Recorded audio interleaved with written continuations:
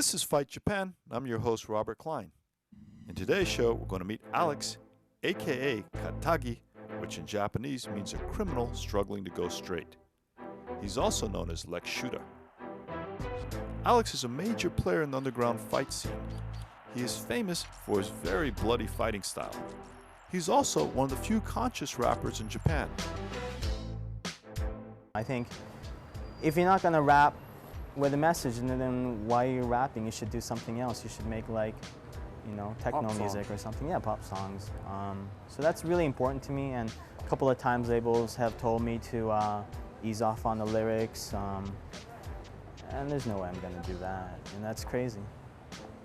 I've been doing this since I was 12 years old, back when I was listening to like Cool G Rap, Rakim. So definitely lyrics are really important to me. Tonight, we'll watch him perform in a club not inappropriately called The Game. The opening act is by one of Alex's musical colleagues. While not an awesome musician, she does bring an undeniable something to the stage. Her various gyrations and undulations seem to be warming up the crowd. Katagi, aka Lex Shootah. Canada umare, Canada sodachi. Right now, doing this rap shit in Tokyo, Japan. Katagi, you know how I do this. Seeing a choke on concrete smoke.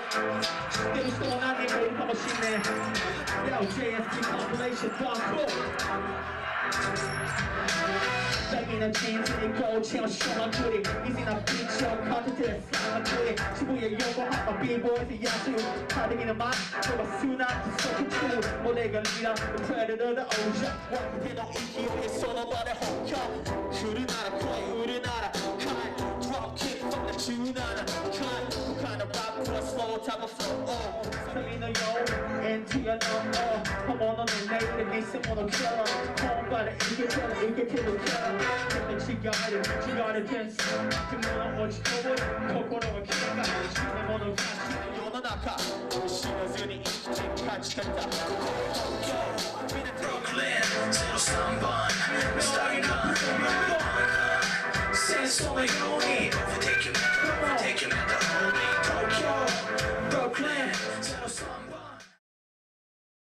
The merging of the underground fight clubs and underground music club scene is an interesting new trend in Japan, and Alex is one of the key players.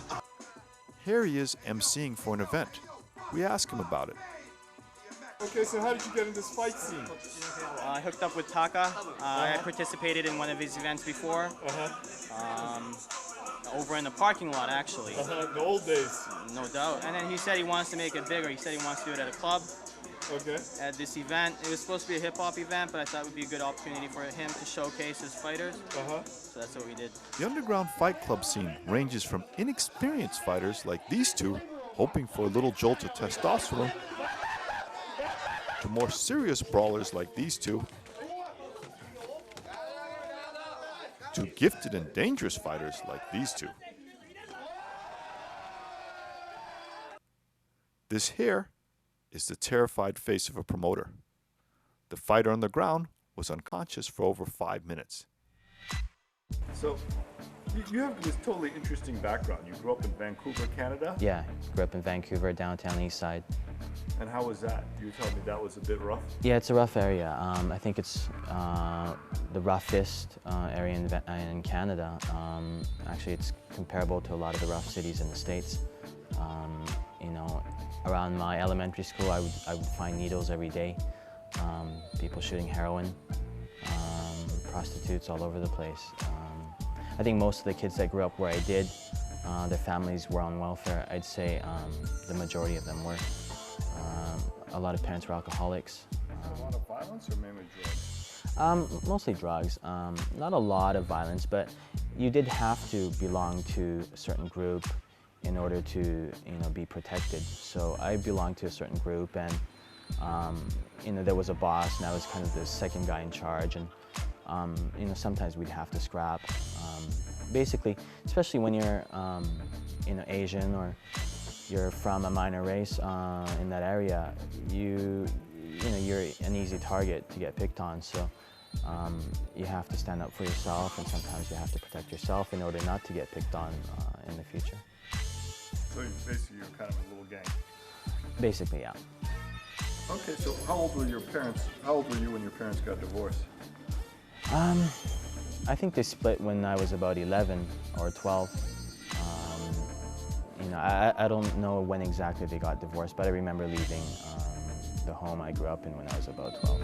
You know, one day she just told us to get into the car, and we didn't really know what was up, but we just never went back. So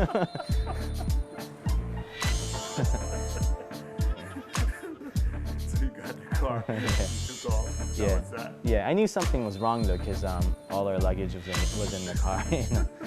But I didn't know we would never go back. I didn't know that. After college, I was really bored in Canada. I didn't have a dream. I didn't have any goals. I thought I needed a change, something to stimulate me. And I thought, you know, I'd also like to learn a little bit about my parents' culture.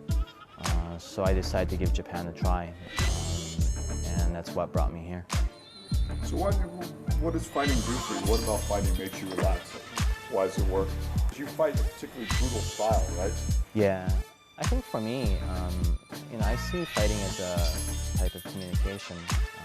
I don't know if society in general accepts that view, but I think, you know, not. I mean, I think. You definitely make your point felt. I think not everyone can be, you know, really articulate when they speak.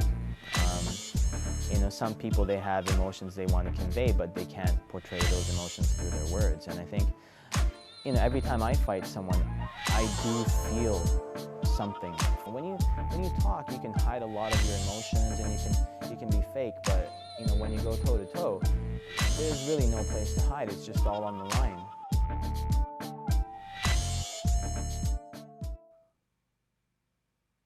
Thank you for watching this episode of Fight Japan. I'm your host, Robert Klein. See you next time.